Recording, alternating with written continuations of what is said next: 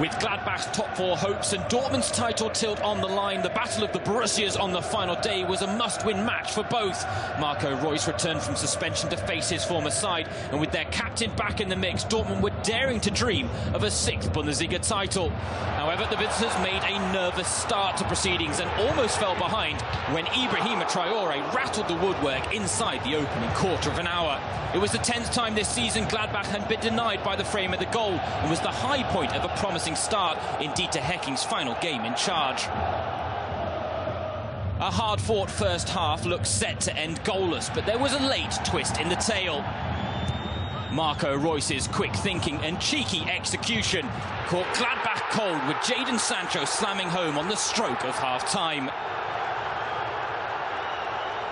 There was a question as to whether the ball had gone out of play in the build-up to the Englishman's 12th goal of an incredible season.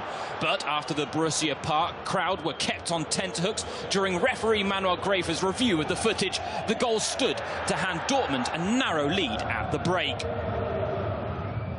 The visitors looked to press their advantage after the restart, and Reus was again involved as they doubled their lead less than 10 minutes into the second half, putting the finishing touches on a free-flowing move with a simple tap-in.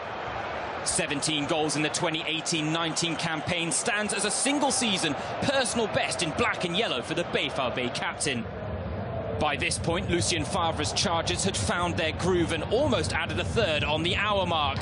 Fortunately for the Foals, Nico Elvedi's blushes were spared by the far post. In the end, victory for Dortmund in the battle of the Borussias wasn't enough to turn their dream of a sixth Bundesliga title into reality. The loss for Gladbach was a double whammy as they missed out on Champions League qualification. 2-0 the final score.